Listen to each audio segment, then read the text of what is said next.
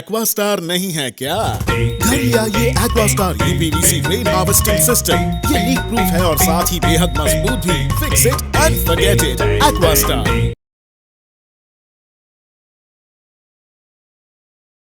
नमस्कार, न्यूज़ आप तक में आप सभी का स्वागत है। मैं हूँ रोहित। इस वक्त हमारे साथ है राशन रचित फाउंडेशन के डायरेक्टर रशीद जी। और हाल ही में जिस तरह का माहौल अभी चल रहा है और इसको लेकर जो है आप सभी इससे प्रभावित है।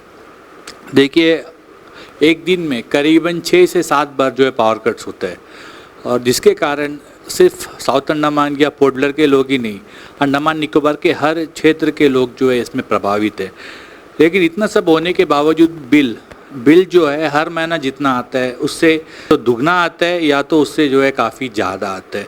और पहले जिस तरह का बिल आता था, पहले अगर किसी का अगर 500 आ रहा है तो अभी के हिसाब से उसका करीबन 1500 से 2000 रुपये आता है।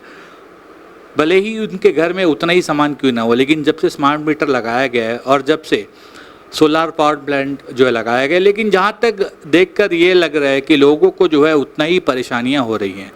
देखिए, बीच में जब इलेक्शन आया था तब पावर कट्स एकदम रुक गया था, लेकिन जैसे इलेक्शन ख़त्म फिर से वो सिलसिला शुरू। तो आइए इस विषय को लेकर सर का कुछ कहना है तो हम इन्हीं से जानते हैं। नमस्कार रोहित जी।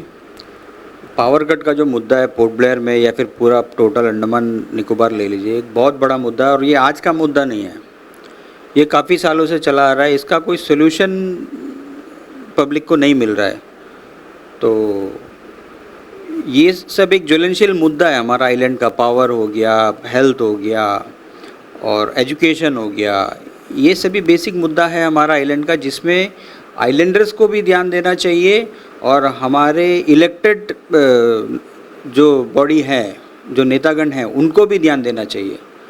क्योंकि जो जनता और पूरा अंडमान निकोबार का पब्लिक जो समस्या से गुजर रहा है, देखिए, जिसके घर में इन्वर्टर है, जिसके घर में बैकअप्स है, उनको कोई प्रॉब्लम उतना पता नहीं चलता है। आए दिनों में उनको भी फ़र्क पड़ता है क्योंकि उनका भी बैकअप नील हो जा रहा है, क्योंकि उतना पावर कट हो रहा है। तो ये बहुत बड़ा मुद्दा है और पब्लिक को इसके लिए कुछ करना चाहिए। और जो भी इलेक्टेड पब्लिक इलेक्टेड मेंबर्स हैं, उनको इसके लिए सख्ती से आवाज़ उठाना चाहिए। उनको पब्लिक के लिए इस मुद्दे पर बात करना चाहिए और इसका सोल्यूशन निकालना चाहिए। आए दिनों हम देखते हैं कि कभी कभी तो पावर रात में जाता है और सवेरे आता है, कभी कभी दिन भर पावर नहीं रहता। आप सोचिए, इस सिचुएशन में जो इंडस्ट्री है हमारा अंडमान निकोबार, वैसे भी एक टूरिज़्म इंडस्ट्री ही हमारा एक मेन इंडस्ट्री है। उसके अलावा जो छोटे मोटे इंडस्ट्रीज़ हैं, जो फैक्ट्रीज़ हैं, जो छोटे मोटे कारखाने हैं जिसमें लोग काम करते हैं, कितना इफेक्ट पड़ता होगा। तो ये बहुत ही एक बड़ा मुद्दा है और इस पर मैं रिक्वेस्ट करूँगा कि हमारे जो भी इलेक्टेड मेंबर्स हैं वो इस पर आवाज़ उठाएं और एडमिनिस्ट्रेशन से भी गुहार है कि वो इस मुद्दे को जल्दी से जल्दी रिजॉल्व करें, ताकि जो लोग इस आइलैंड पे जी रहे हैं उन लोग अपना जीवन यापन का जो ज़रिया है उसको लेके चल सके। और जो बच्चों की पढ़ाई है, पावर से आज के डेट में अगर पावर कहीं भी इंटरप्ट होता है तो सिर्फ ऐसा नहीं है कि हम अंधेरे में रह रहे हैं या फिर हमको गर्मी लग रही है, पूरा इकोनॉमी उस पर डिपेंड करता है, पूरा इकोनॉमी उसमें रुक जाता है। कोई गरीब आदमी कोई रिपेयरिंग का दुकान रखा हुआ है, उसको अगर पावर नहीं मिल रहा है वो क्या करे? वो अपना जनरेटर थोड़ी रख सकता है। कोई होटल इंडस्ट्री है, होटल इंडस्ट्री तो ऑलमोस्ट जनरेटर में ही चल रहे हैं। जो डोमेस्टिक जो घर के लोग हैं उनका क्या हाल होता है, बच्चों की पढ़ाई, ये बहुत ही बड़ा मुद्दा है। अभी मैं आपको बताता हूँ कि हाल फिलहाल में एक नोटिफिकेशन आया है इलेक्ट्रिसिटी डिपार्टमेंट का, और ये सभी लोगों ने देखा भी होगा। शायद 6 अगस्त का एक नोटिफिकेशन है, मैं आपको बताता हूँ। तो उस पर जो रिवाइज रेट है उसके लिए बताया गया है, it is brought to the notice of general public and all consumer of electricity Department, Andaman Nicobar Administration, that the Joint Electricity Regulatory Commission, Gurgaon, has approved the retail tariff for financial year 2024-25 in Andaman and Nicobar Island with effect from 16 June 2024. White its order dated 30th June 2024. तो ये order implement हो चुका है और इस order में क्या है मैं आपको बताता हूँ, थोड़ा समय लूँगा आपका। सबसे पहला कैटेगरी में तो लाइफलाइन कनेक्शन दिया हुआ है। लाइफलाइन कनेक्शन में आपको यूनिट दिया हुआ है, 0 से 100 यूनिट आप यूज़ कर सकते हैं लाइफलाइन कनेक्शन। इसमें आपका मंथली चार्जेस होगा, मीटर का जो चार्ज होगा वो होगा 25 रुपये और पर यूनिट चार्ज होगा आपका 2 रुपीज़ 50 पैसा। पहला बात तो ये लाइफलाइन कनेक्शन अगर 100 यूनिट जो आप बोल रहे हैं, 100 यूनिट का मतलब होता है कि आप एक फ़ैन और अगर 2 बल्ब जलाएं तो आपका मंथली 100 यूनिट आ जाएगा। तो वैसे कितने घर हैं यहाँ पे, और ये लाइफलाइन कनेक्शन लेने के लिए कितना मुश्किल है। उसके बाद हम लोग आते हैं डोमेस्टिक कनेक्शन में। डोमेस्टिक कनेक्शन मतलब जो हमारे घर में जो कनेक्शन रहता है, जो नॉर्मल जो हमारा पब्लिक है अंडमान निकोबार आइलैंड में, उनका घर में जो कनेक्शन है उसमें 0 to 100 यूनिट के लिए एक स्लैब है। 0 to 100, 101 से 200, 201 से 500 और 501 टू अबव। तो इसमें सबका फिक्स चार्ज है 30 रुपये महीने का, 30 रुपये का मीटर का जो भी उनका चार्ज है 30 रुपये फिक्स है। और इसमें 100 यूनिट्स तक का आपका चार्ज है 3 रुपीज़ 25 पैसा। सेम उसी जा, एक बल्ब जलाओ, 2 बल्ब जलाओ, एक फ़ैन चलाओ, आपका 100 यूनिट के ऊपर ही आना है, 3 रुपये 25 पैसा। आज के डेट में किस घर में मतलब एक बल्ब और 2 बल्ब और एक फ़ैन चलता है 100 यूनिट्स के लिए। उसके बाद में आपका स्लैब है 101 से 200 यूनिट, उसमें भी सेम 30 रुपये आपका मंथली फिक्स है और उसका रेट आपका दिया है 6 रुपीज़ 75 पैसा पर यूनिट। 6 रुपीज़ 75 पैसा यूनिट आप समझ सकते हैं, कम से कम 1200-1500 रुपये का इसमें बिल आएगा। 101 यूनिट का अगर ऊपर आ गया तो आपका 1500 रुपये का बिल आना है, आपको पे करना ही है 1500 से अबव का बिल। मैं आपको सिर्फ 101 यूनिट का बता रहा हूँ, अगर वो 200 यूनिट चला गया तो फिर आप सोच लीजिए 3-3.5 हज़ार रुपये का आपका बिल आएगा। उसके बाद स्लैब दिया 201 से 500 यूनिट, जिसमें मैक्सिमम कैटेगरी आते हैं, यहाँ के जो मैक्सिमम कैटेगरी लोग हैं वो आते हैं 201 से 500 यूनिट। इसका रेट आपको दिया है 9 रुपीज़ 50 पैसा। 9 रुपीज़ 50 पैसा मतलब आपको कम से कम 4,500-5 हज़ार रुपये आपका इलेक्ट्रिसिटी बिल आएगा। तो ये बहुत ज़्यादा रेट है। मैं कंपैरिजन में भी आपको बताऊंगा कि पूरा हमारा जो मेट्रोपॉलिटन सिटी है दिल्ली, बॉम्बे, कोलकाता, चेन्नई, उसमें क्या रेट है वो मैं अभी आपको बताता हूँ। चेन्नई का रेट मैं आपको बताता हूँ। अंडमान में अगर आप यूज़ करते हैं, अगर आपका 200 यूनिट से ज़्यादा अगर आपका बिल आता है तो आपको पे करना होगा पर यूनिट का 11 रुपीज़ 25 पैसा इस ऑर्डर के हिसाब से। वही जगह अगर हम लोग इसको चेन्नई से कंपेयर करें तो चेन्नई में अगर आप 400 यूनिट यूज़ करते हैं, 400 यूनिट का आपको पहले वहाँ का रेट था 4 रुपीज़ 60 पैसा पर यूनिट, अभी बढ़ाकर 4 रुपीज़ 80 पैसा किया गया है। तो कहाँ 4 रुपीज़ 80 पैसा और कहाँ 11 रुपीज़ 25 पैसा, ये डबल से ट्रिपल है। ठीक है, इसी तरह मैं आपको बताता हूँ कोलकाता का अगर आप 200 यूनिट से आगे जाते हैं, 250 यूनिट तक आपका जाते हैं तो आपका रेट है 5 रुपीज़ 25 पैसा। उससे भी ये डबल है। अंडमान का जो रेट है 11 रुपीज़ 25 पैसा, ये डबल है। अब मैं आपको बताता हूँ मुंबई में अगर आप 300 से 500 यूनिट कंज्यूम करते हैं तो आपको पर यूनिट का कॉस्ट पड़ता है 6 रुपीज़ 65 पैसा। इसके बाद मैं आपको बताता हूँ दिल्ली में आप 400 से 800 यूनिट अगर आप यूज़ करते हैं तो आपको यूनिट प्राइस है 6 रुपये 50 पैसे का। तो अंडमान से अभी हमने इलेक्ट्रिसिटी का कंपेयर किया, दिल्ली, मुंबई, चेन्नई, कोलकाता, तो ये डबल से भी डबल रेट है। ठीक है, तो ये सोचने वाली बात है कि यहाँ पे जो पब्लिक रहती है क्या वो लोग इतने फाइनेंशियली स्ट्रांग हैं।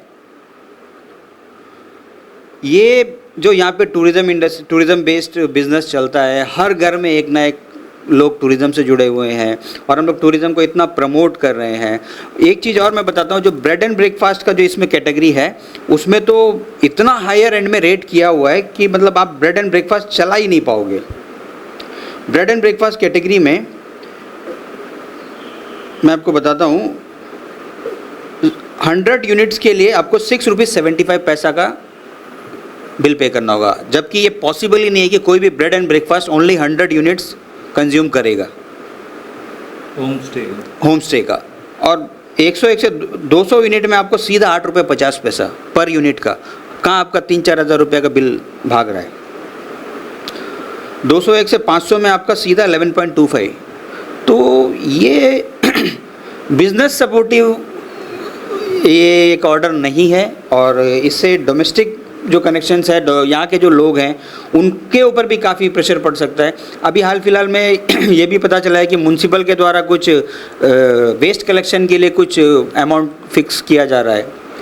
तो इतना बर्डन अगर पब्लिक के ऊपर डाला जाए और उनको फैसिलिटी ना दिया जाए, क्योंकि टैक्सेस ऑलरेडी सभी पे कर रहे हैं, ऑलरेडी टैक्स पे करने के बाद में फिर ये एडिशनल जो बर्डन है, और उतना कैपेबल यहाँ का पब्लिक नहीं है कि मतलब उतना सरप्लस फंड नहीं है पब्लिक के पास में जो उसको लैविश लाइफ की तरह कर सके है। कुछ लोग वो हर समाज में होते हैं, हर एक स्टेट में होते हैं, लेकिन यहाँ का जो मेजॉरिटी है वो पब्लिक डेली अर्निंग है, और उन लोग यहाँ पे सेविंग भी बड़ा मुश्किल से होता है। और इसके बीच में अगर हेल्थ का कुछ इशू हो जाए तो पब्लिक को मेनलैंड जाना पड़ता है, आना पड़ता है। तो इसमें ये टोटल ये सेविंग कहाँ से पब्लिक सेविंग करे, कहाँ से यहाँ के लोग आगे बढ़े। तो मेरा कहना यही है कि ये जो भी इलेक्ट्रिसिटी का मुद्दा है, ये तो एक बड़ा मुद्दा है ही है। जो तरह का पावर कट हो रहा है, जो तरह का प्रॉब्लम हो रहा है, इसमें पब्लिक को आगे आना चाहिए, और स्पेशली जो इलेक्टेड मेंबर्स हैं उनको इसके ऊपर आवाज़ उठाना चाहिए। हमारा काम है कि जो गलत है, हम लोग, मेरे नज़रिए में जो गलत है, जो गलत लग रहा है, उसको बोलना चाहिए। अगर वो गलत जान के भी ना बोले तो हमारे ऊपर गलती है, तो फिर वो हम अपने आप को कैसे फेस करें। तो इसीलिए जो गलत है उसके लिए आवाज़ उठाना चाहिए, ना कि जो आजकल के जो फेमस होने के लिए जो सोशल मीडिया में जो तरह तरह के बयान कर देते हैं, ये वो वाला, मैं उसमें जाना नहीं चाहता। ये सब है हमारा आइलैंड का असली मुद्दा, इसके ऊपर आवाज़ उठाना चाहिए, ताकि हमारा आने वाला जो जनरेशन है यहाँ का आइलैंड का, वो एक अच्छा एजुकेशन ले सके। अगर पेरेंट्स के पास में सेविंग होगा, पेरेंट्स कैपेबल होगा, तभी वो बच्चे को अच्छा एजुकेशन दे सकेगा। जब एक पीढ़ी अगर एजुकेट होकर आगे निकलेगा, तभी उस एरिया का डेवलपमेंट होगा, ना कि ये छोटे छोटे चीज़ों को लेकर, अनवांटेड चीज़ों को लेकर लोग आपस में बहस करें, लोग आपस में एक दूसरे से मनमुटाव रखें। ये सब गलत है। जो मेन मुद्दा है उसके ऊपर में फोकस करिए, और अपने अपने जो एरिया के जो भी पब्लिक रिप्रेजेंटेटिव है उनको बोलें कि हमको ये तकलीफ़ है, उनको आवाज़ उठाने के लिए बोलें। अगर नहीं उठा रहा तो पब्लिक आवाज़ उठाए इसके लिए। जब तक ये नहीं होगा तब तक ये सिचुएशन नॉर्मल नहीं हो सकता। रोहित जी सर, देखिए इलेक्ट्रिसिटी के जब से आपने ये बात बताया, मैं आपको और एक बात बता दूं कि जब पावर कट होता है, आप अगर कंप्लेंट सेल में कॉल करते हो, या आपका जो भी साइट ऑफिस है वहाँ पर कॉल करते हो, तो एक बंदा भी जो है कॉल पिक नहीं करेगा। और मैं आपको एक बात बता दूं, लैंडलाइन नंबर होता है, लेकिन जब आप उसमें कॉल करते हो ना, तो उसमें ये बताया जाता है कि नॉट रीचेबल। तो आप ये बताइए कि आखिर कब तक जो है लोग इतने परेशान रहेंगे। लोग जो है जितना उन्हें पे करना है उसका डबल वो लोग पे करते हैं, उसके बावजूद भी इलेक्ट्रिसिटी डिपार्टमेंट द्वारा जो है ऐसा बदसलूकी जो है किया जाता है। और अभी जो है एक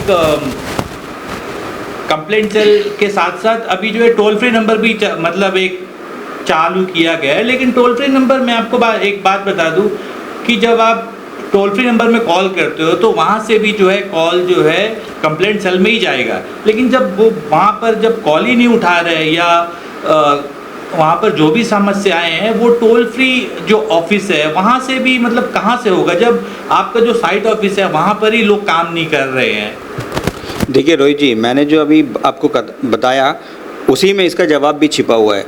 जब तक पब्लिक जागरूक नहीं होगा, पब्लिक को क्या चाहिए, अगर पब्लिक वो सही से नहीं मांगेगा, अपना इलेक्टेड रिप्रेजेंटेटिव से नहीं मांगेगा, तब तक सिचुएशन नॉर्मल नहीं होगा। तब तक इसी तरह का कुछ ना कुछ सिचुएशन आता ही रहेगा। हम सबको चाहिए कि हमें जो चाहिए, हमारा जो डिमांड हो, जो जेन्युइन डिमांड हो, उसको जेन्युइनली मांगे, और जेन्युइनली अपना जो भी हमारा जो पब्लिक रिप्रेजेंटेटिव्स है, हमारा जो भी चुना हुआ लोग हैं, उनको हम बताएं और उनके द्वारा ये इन बातों को आगे रखें। अब ये कॉल नहीं उठा रहा, ये बात तो सही है, क्योंकि देखिए अगर किसी के भी घर में कुछ प्रॉब्लम होता है इलेक्ट्रिसिटी का, अगर कॉल नहीं उठाता है तो वो तो एक परेशानी की बात है, ठीक है। लेकिन ये मुद्दा नहीं है, मुद्दा इससे कहीं आगे है। अगर ये सब चीज़ें स्ट्रीमलाइन हो जाएं तो ऑटोमेटिकली ये भी जो छोटी मोटी चीज़ें ये भी स्ट्रीमलाइन हो जाएंगी। धन्यवाद सर। अंडमान से जुड़ी सभी छोटी बड़ी खबरें देखने के लिए हमारे अपने न्यूज़ आज तक यूट्यूब चैनल को सब्सक्राइब करें और बेल आइकॉन प्रेस करना ना भूलें। हमारा अपना न्यूज़ आज तक, अब सच देखेगा अंडमान।